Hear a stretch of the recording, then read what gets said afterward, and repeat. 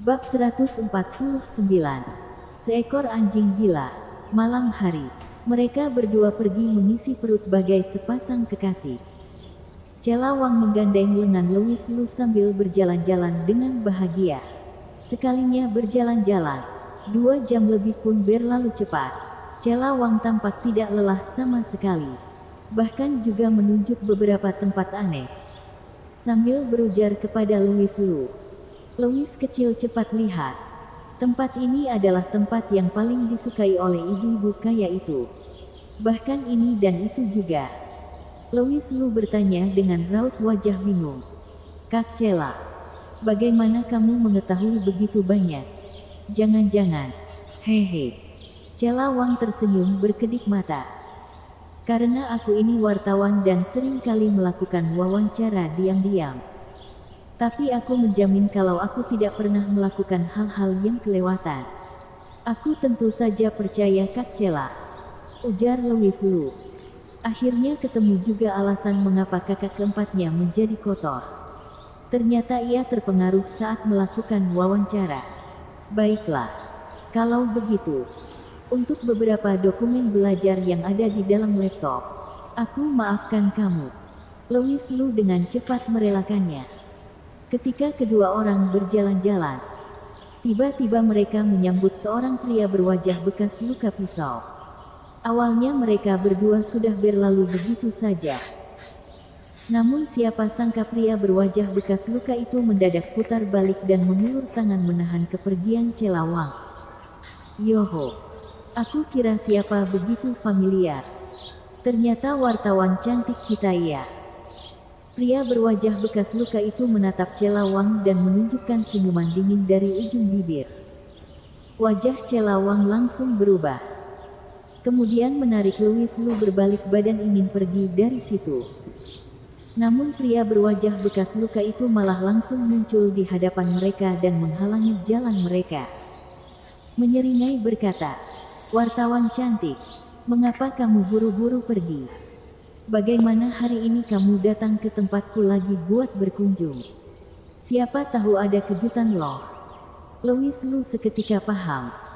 Pasti sewaktu kakak keempatnya melakukan wawancara diam-diam, ia tidak sengaja membocorkan identitasnya.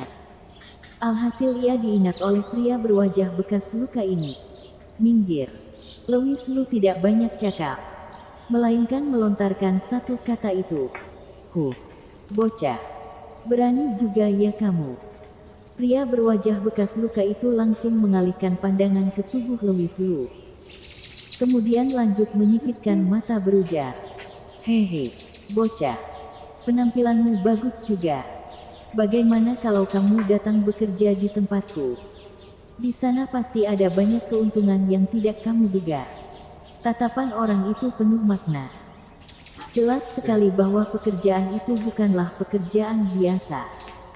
Celawang memasang wajah dingin menarik tangan Louis Lu berujar, "Louis kecil, ayo kita pergi. Tidak usah peduli anjing gila itu.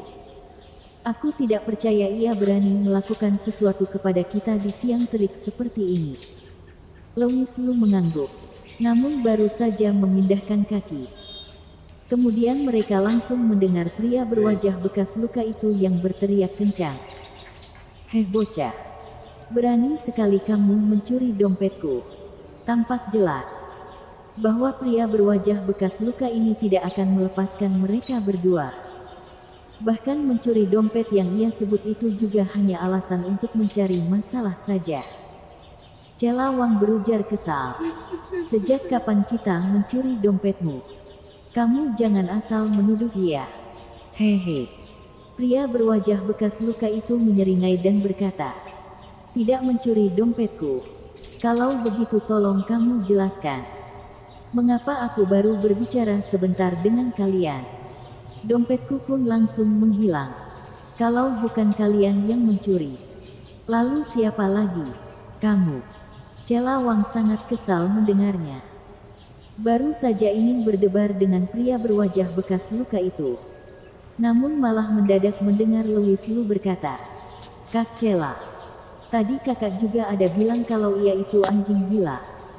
Untuk apa menjelaskan terlalu banyak dengan anjing gila sepertinya?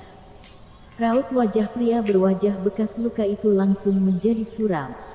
Kemudian ia berseru garang, "Heh bocah, jaga nada bicaramu itu."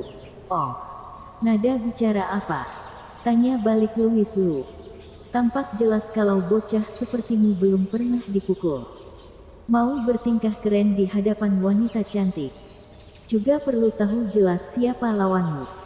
Aku ini bukanlah orang biasa. Pria berwajah bekas luka itu langsung menekuk jari-jarinya hingga bersuara. Baru saja ingin menyerang, ia malah mendadak menemukan tatapan Louis Lu yang menjadi garang.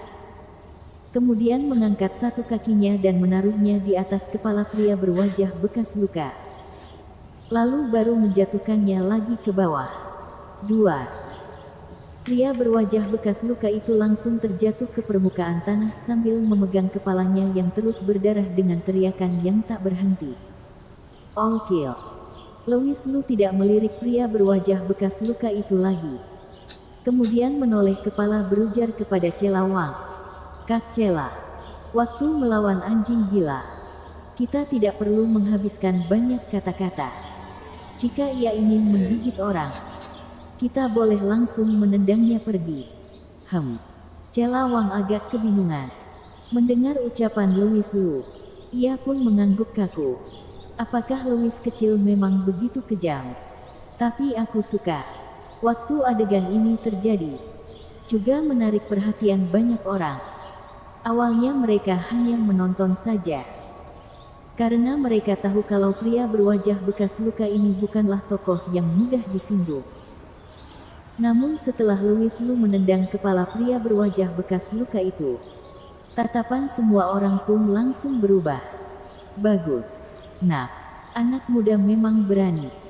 Sedangkan di dalam kerumunan yang menyaksikan tontonan seru itu, ada seorang pemuda berpakaian merek Adidas. Diam-diam mengeluarkan ponsel dan mengambil sebuah gambar. Namun ia bukan mengambil foto di mana Louis Lu yang menendang kepada pria berwajah bekas luka. Lagi pula adegan itu terjadi dengan sangat cepat. Ia sama sekali tidak keburu mengambil gambar. Yang ia ambil adalah gambar di mana Cela Wang yang menggandeng lengan Louis Lu sewaktu pergi. Bahkan setelah kedua orang ini pergi, pemuda berpakaian Adidas ini juga ikut terus. Hingga mereka berdua memasuki hotel. Ia baru menghubungi sebuah nomor. "Oh ya, ada sesuatu." Pemuda ini adalah salah satu tuan muda dari beberapa keluarga kaya yang diundang Matt Ouyang sewaktu berjalan-jalan di Taman Bunga Osmanthus. Kembali ke kamar hotel, Cela Wang memasang wajah penuh harapan berkata, "Semoga nanti malam bisa memimpikannya Kaisar Dewa Louis lagi." "Hehe, kakak keempat yang kasihan. Padahal orangnya ada di depanmu. Namun kamu tidak menyayanginya dan malah harus bertemu dalam mimpi. Apakah efek halo Kaisar Dewa Louis ini begitu parah? Jika kakak keempat tahu aku ini Kaisar Dewa Louis, kira-kira ia terkejut atau merasa kecewa ya?" Louis Lu bertanya dengan penasaran. "Kak Cela, bahkan kamu tidak pernah bertemu dengan Kaisar Dewa Louis. Bagaimana kamu memimpikannya?" Louis Lu memutar malas matanya dan berujar, "Apakah kamu tahu yang namanya imajinasi?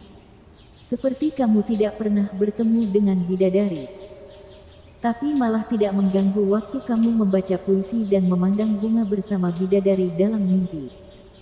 Ini adalah kedua hal yang sama." "Oh, ternyata seperti itu." Louis Lu tiba-tiba kepikiran sesuatu. Kemudian tersenyum lebar berkata, "Kalau begitu, bagaimana tampang Kaisar Dewa Louis di dalam mimpi Kak Cela?" Awalnya Cela Wang ingin membalasnya dengan serius. Namun melihat ekspresinya Louis Lu yang penuh kepercayaan diri itu, bagai dirinya itu adalah Kaisar Dewa Louis, maka itu ia langsung memutar bola matanya malas, dan langsung menutup kepalanya dengan selimut berujar, "Yang penting tidak seperti dirimu." Louis Lu memegang hidungnya. Apakah aku begitu buruk setelah kehilangan efek halo Kaisar Dewa Louis? Sedih.